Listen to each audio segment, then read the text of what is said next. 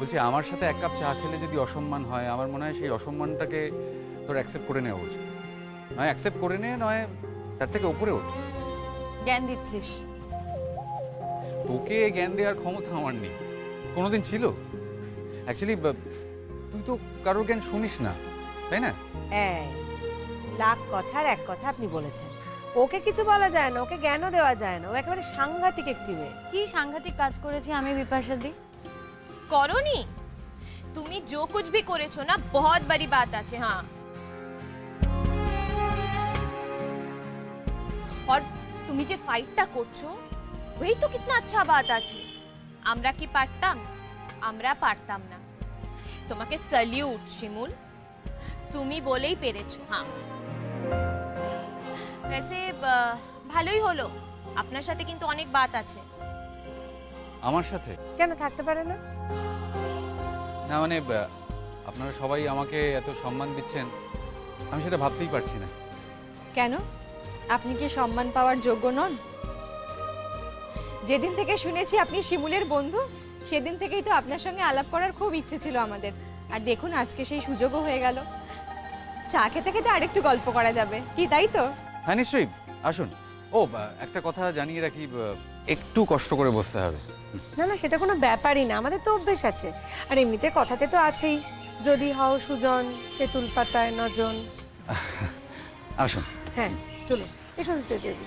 এই এই এই শোনো শোনো, বলছি তোমরা কেউ একজন সামনে বসো না। কেন রে, শতদ্রুর পাশে বসতে তোর অসুবিধা হচ্ছে? তা কেন হবে? আমি কি সেই কথা বলেছি? তাহলে আবার ঢং করছিস কেন? মনটা তো একবারে ছটফট ছটফট করছে ওর পাশে বসার জন্য। নে কু, বিপাশাদি যা বলি মুখের উপর স্পষ্ট কথাই বলি। আর তো মনের মানুষ পেলে না। এই তো তোমার সেই মনের মানুষ যার জন্য তুমি অপেক্ষা করেছিলে। একদিন পর সেই অপেক্ষা, সেই সবকিছু মিথ্যে হয়ে যাবে, এটা তো হতে পারে না। এটা কিন্তু মানতে পারলাম না শিমুল। যাও সামনে গিয়ে বসো।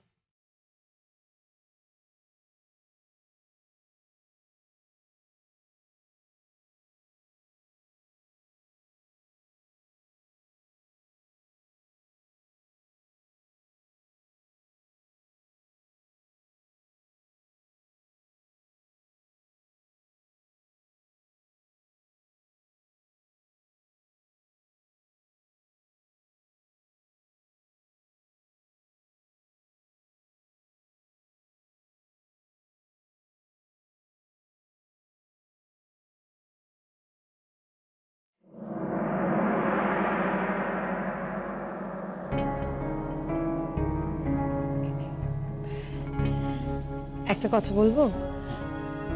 আমরা কিন্তু সত্যি সত্যি নিজে থেকে যেচে কফিটা খেতে এলাম। শিমুল আগে থেকে কিন্তু আমাদের কিছু বলেনি। কি ব্যাপারে? তোমার ব্যাপার। সরি, তোমাকে তুমি বলে ফেললাম। হ্যাঁ, ইটস অ্যাবসলিউটলি ফাইন। তা আমাকে নিয়ে কেন কথা বলবি বলুন তো? কথা বলার তো কোনো কারণ নেই।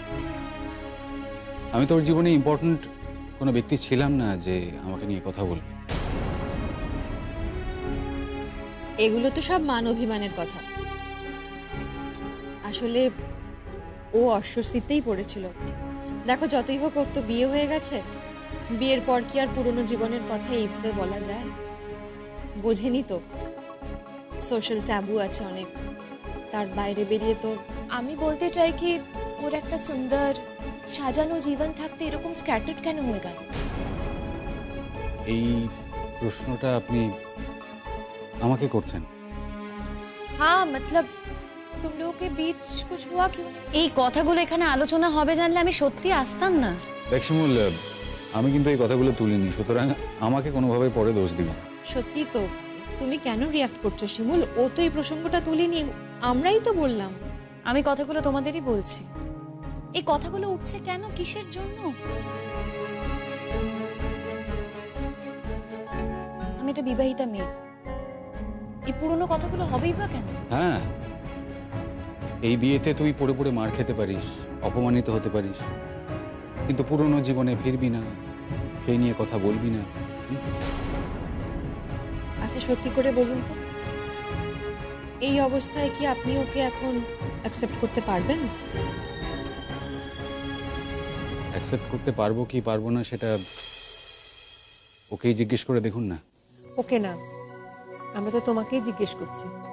हाँ तुम्ही बोलो और सिर्फ मुंह बोली बात नहीं, जो मन से आए दिल से आए उठाई बोलो। हाँ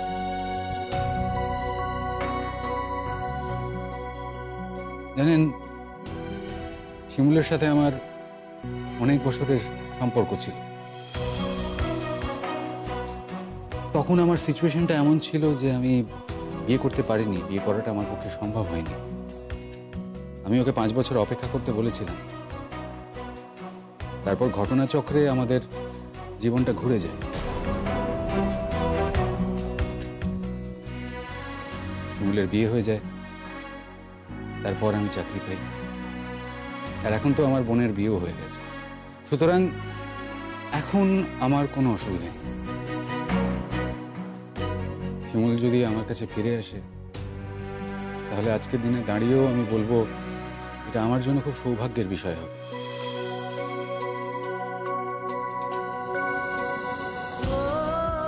জানেন, শিমুলের মতো একজন মেয়ের সাথে যে সম্পর্কে থাকবে, সে কোনোদিনও ওই সম্পর্ক থেকে বেরোতেই পারবে না। ইনফ্যাক্ট আমি বেরোতে চাইও না।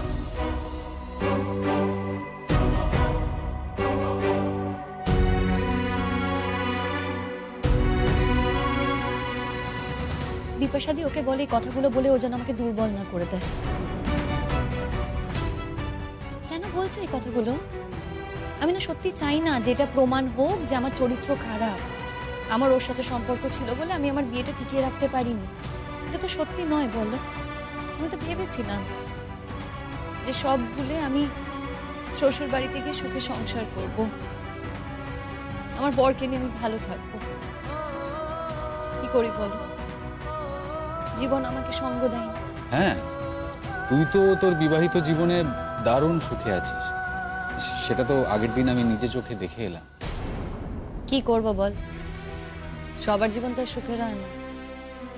আমার প্রথম জীবনটাও সুখের হয়নি। এই দেখ না, আমাদের কলেজে যারা যারা প্রেম করতো তাদের মধ্যে কারোর কারোর বিয়ে হয়ে গেছে, আবার কারোর বাকিটা আমি বলে দিচ্ছি। কারোর কারোর বিয়ে হয়ে গেছে, আর কেউ কেউ অপেক্ষা করছে কবে তাদের বিয়ে হবে। শুধুমাত্র তুই অপেক্ষা করতে পারলি না আমার জন্য। সবার সিচুয়েশন তো একরকম হয় না শতদ্রু। কেউ কি আর ইচ্ছে করে অপেক্ষা না করে থাকে বলো দেখি? এমন তো নয় যে শিমুল বিয়ে করার জন্য একেবারে ব্যস্ত হয়ে উঠেছিল। না না, সে যে কোনো কারণেই হোক। যে কোনো কারণে নয় শতদ্রু, যথেষ্ট বাস্তবসম্মত কারণ। ওর পক্ষে অপেক্ষা করাটা সম্ভব হয়নি, বাড়ির চাপ ছিল। এরকম তো অনেক মেয়ের জীবনেই ঘটে। পরিবারের লোক তো কিছু বুঝতে भी পারে, ওরা নিজেদের মর্জি মতো একটা লড়কির শাদি করিয়ে দেয়। फिर ওই লড়কিটা पूरा जीवन लड़ाई করে যায়, और लड़ाई করতে করতে ওর কেটে যায়, ঝরে যায়, हर तरह का जख्म हो जाए। फिर भी ওকে নিজেকেই সবটা সামলাতে হয়, क्योंकि परिवारेर लोग बोले कि खुद का प्रॉब्लम खुद सॉल्व करो। वो क्या है कि একটা লড়কি না হলে না, একটা লড়কির দর্দ, একটা লড়কির জীবন কখনো বোঝা যায় না। তবু বলবো তুমি ভালো। তুমি খোলা মনে বললে যে তুমি এখনো চাও শিমুলকে বিয়ে করতে। শিমুল আসবে কি আসবে না সম্পূর্ণই ওর ব্যক্তিগত সিদ্ধান্ত, কিন্তু তুমি তো বললে, এটাই যথেষ্ট। ওকে বলো না গো বিয়েটা করে নিতে। বিয়ে করছে না কেন? ওর বোনের বিয়ে হয়ে গেছে, এখন তো ঝাড়া হাত পর, তো কোনো রেসপন্সিবিলিটি নেই। আর ও যদি ভেবে থাকে, ও যদি আমার জন্য অপেক্ষা করে থাকে, তাহলে ওকে বলে দাও যে আমি কোনোদিনও আর ওর কাছে। আমি জানি তুই কোনোদিনও আমার কাছে আসবি, কিন্তু আমি বিয়ে করব কি করব না সেই নিয়ে তোর হেডেক থাকার তো কোনো কারণ আমি দেখতে পাচ্ছি। দেখ, তোর জীবন যেমন তোর, তার প্রত্যেকটা ডিসিশন তোর, সিমিলারলি আমার জীবনও আমার, এবং তার প্রত্যেকটা ডিসিশনও আমার। আমার জন্য যদি তুই বিয়ে না করিস, আমার কিন্তু খারাপ লাগবে। এক মিনিট, তোর জন্য বিয়ে করব না এটা তোকে কে বলেছে? মানে পৃথিবীতে প্রত্যেকটা মানুষকে নিজের জীবন হাঁড়ি কাঠে বলি দিতে হবে, তার তো কোনো মানে নেই। মানে কি বলতে চাইছিস তুই? বিয়ে করা মানে হাড়ি কাটে বলি দেওয়া। অন্তত তোকে দেখে তো আমার তাই মনে হয়েছে। তাছাড়া বিয়ে না করলে জীবন অসম্পূর্ণ থেকে যায় এমন তো নয়। আর প্রত্যেকটা মানুষকে বিয়ে করতেই হবে এমন কোনো নিয়মও নেই। আমার ইচ্ছে না করলে আমি বিয়ে করব না।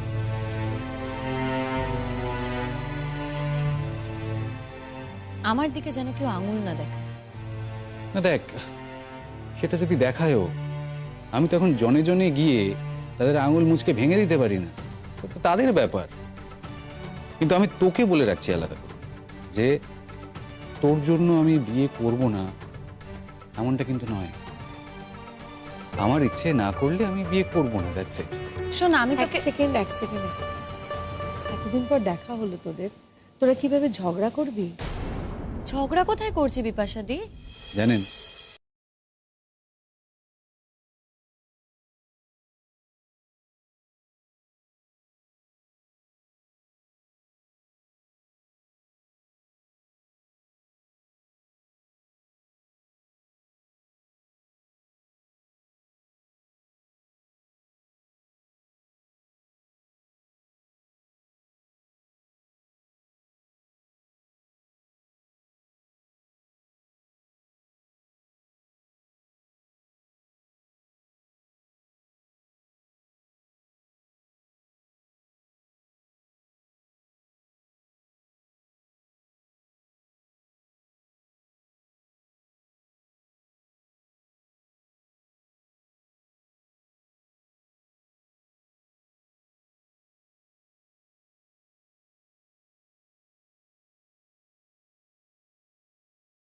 আচ্ছা, একটা জীবন তো সুন্দর হতেই পারে, তাই না?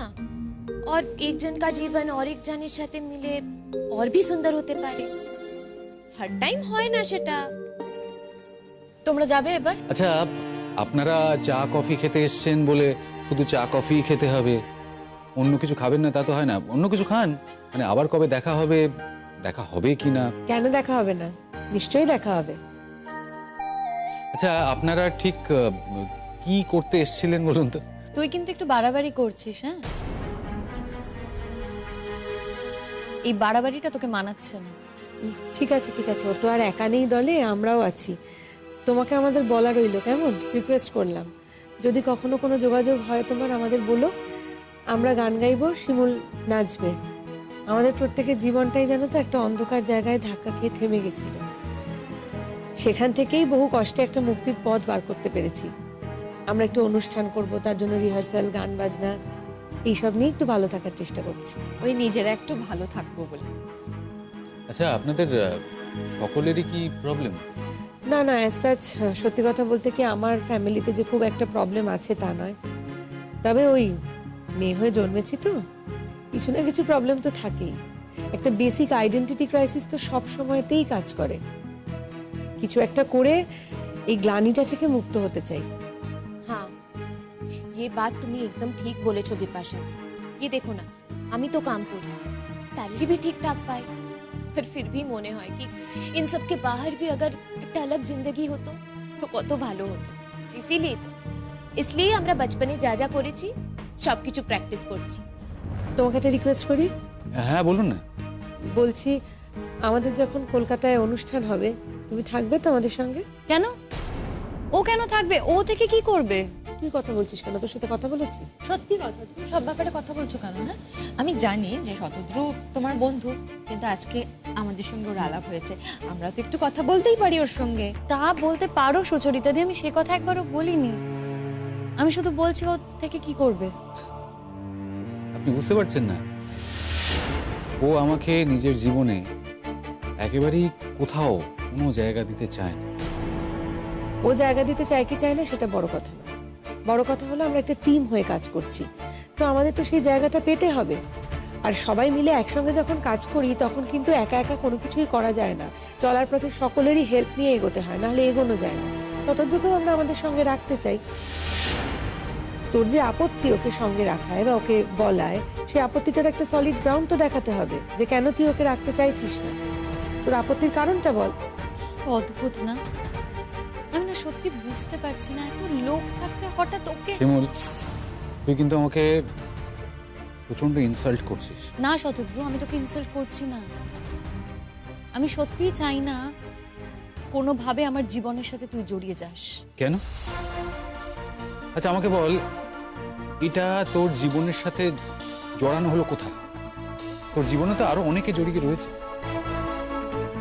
আর তাছাড়া তুই তো জীবনে পরাগ ব্যানার্জিকে জড়াতে পারিস, পলাশকে জড়াতে পারিস, নিজের শাশুড়ি মাকে জড়াতে পারিস, কিন্তু আমাকে জড়াতে পারিস না। আমি এতটাই ভয়ঙ্কর হয়ে উঠেছি। ভয়ঙ্কর কি ভয়ঙ্কর নয় আমি সে কথা বলছি না শতদ্রু। আমি যেটা বলছি তুই তুই বুঝবি না। দেখ, তুই বুঝিয়ে বলতে পারছিস না, সেই জন্য তুই বলছিস যে আমি বুঝবো না। বুঝবো না কেন? যদি বুঝিয়ে বলতে পারিস অবশ্যই বুঝবো, কিন্তু তোর কাছে বোঝানোর কিছু নেই বলে তুই বলছিস যে আমি বুঝবো না। রাগ করো না শতদ্রু, প্রত্যেকটা বিবাহিত মেয়ের জীবনেই জানো তো কিছু সমস্যা থাকেই, আর প্রত্যেক মুহূর্তে কিছু না হোক মেয়েদের চরিত্রটা চলে যায়। চরিত্র কি এমন একটা বস্তু, যেন একটা কাঁচের বাসন, একটু ঠোকা লাগলো ঝনঝন করে চুরমার হয়ে ভেঙে পড়লো। বুঝি না বাবা। যাই হোক, সেই সমস্ত কারণেই শিমুল চাইছে একটু সতর্ক থাকতে। বুঝতেই তো পারছো, তোমার প্রথম দিনের এক্সপিরিয়েন্স তো তোমার মনেই আছে। শুধু শুধু তোমাকে জড়াবে, জড়িয়ে একটা যাচ্ছে তাই কাণ্ড হবে, সেই কারণেই আর কি। তোমাকে ভালোবাসে বলেই কিন্তু প্রোটেক্ট করতে চাইছে।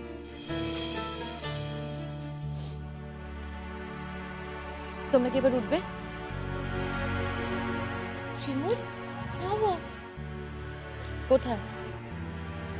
কিছু হয়নি। আচ্ছা বা আমি একটু এগিয়ে দিয়ে আসতে পারি? না, দেখ অনেকটা দেরি হয়ে গেছে, আমি যদি কিছুটা তোদের এগিয়ে দিই তাহলে। বললাম তো দরকার পড়বে না। আমরা না একটা ক্যাব নিয়ে নেবো, আমরা এখান থেকে একটা ক্যাব বুক করে নেবো, ভাড়াটা আমরা শেয়ার করে দিয়ে দেবো, কোনো অসুবিধা হবে না। তবুও আমার গাড়িতে যাবেন না কেন?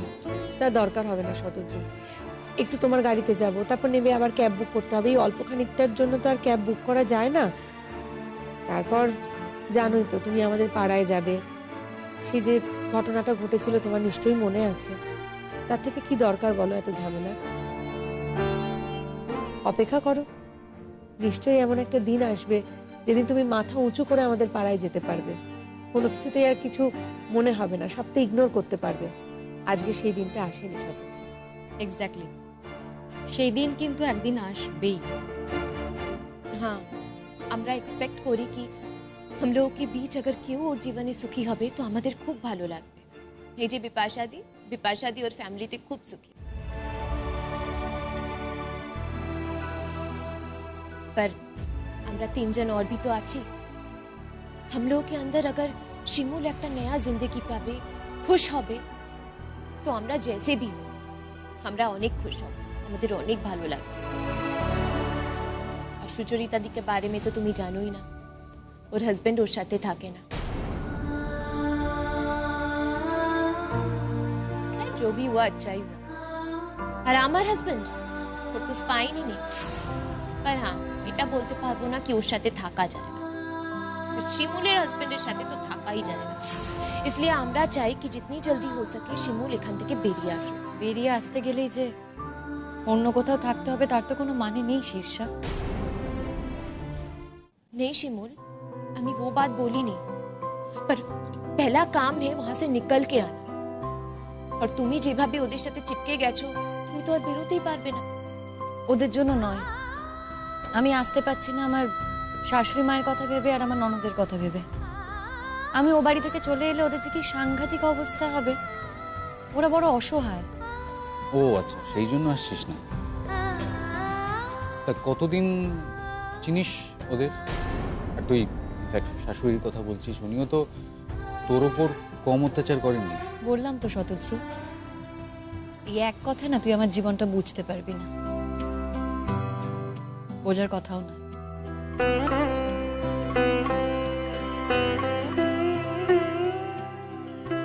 চলো। দাঁড়া শিমুল, যাওয়ার আগে তোর সাথে আমার পরিষ্কার দুটো কথা আছে। আমরা এক কাজ করি, আমরা বাইরে গিয়ে বরং ক্যাবটা বুক করতে থাকি। হ্যাঁ, তোমরা কথা বলে এসো। আসছি। আসছি গো। হ্যাঁ।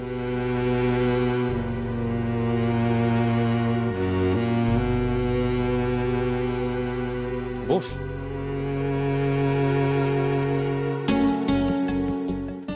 বল, আটকালি কেন? নিশ্চয়ই তোর সাথে প্রেম করার জন্য তোকে আটকাইনি। আচ্ছা, তুই সোজা কথা সোজাভাবে বলতে পারিস না? তুই সোজা কাজ করিস যে তোর সাথে সোজাভাবে সোজা কথা বলবো। দেখ, যা বলার আছে তাড়াতাড়ি বল, আমার তাড়া আছে। হ্যাঁ জানি তো, ওই বাড়িতে ফেরার জন্য তোর প্রচুর তাড়া। যে বাড়িতে থাকি সেই বাড়িতে ফেরার জন্য তাড়া হওয়াই তো স্বাভাবিক। কে বলেছে তোকে ওখানে থাকতে? কে মাথা দিব্যি দিয়েছে? আচ্ছা, তুই ওরকম একটা পরিবেশে রয়েছিস, তো লজ্জা করছে না? মেয়ে হয়ে জন্মেছি, অত লজ্জা শরম থাকলে চলে নাকি? তারপরে আবার চাকরিও করি না। তুই চাকরি কর। হ্যাঁ, চাকরি তো হাতের মোয়া একেবারে, আমি চাইলেই চাকরি পেয়ে যাব। শোন, আমার অফিসে একটা চাকরি আছে, তুই করবি? প্লিজ, আমাকে দয়া করতে আসিস না শতদ্রু। না না, রিসেপশনিস্টের চাকরি। আমি শুধু তোর কথা বলবো, দ্যাটস ইট, আর কিচ্ছু নয়। তারপর তোর ইন্টারভিউ হবে, ইন্টারভিউতে চাকরি হলে হবে, না হলে হবে না।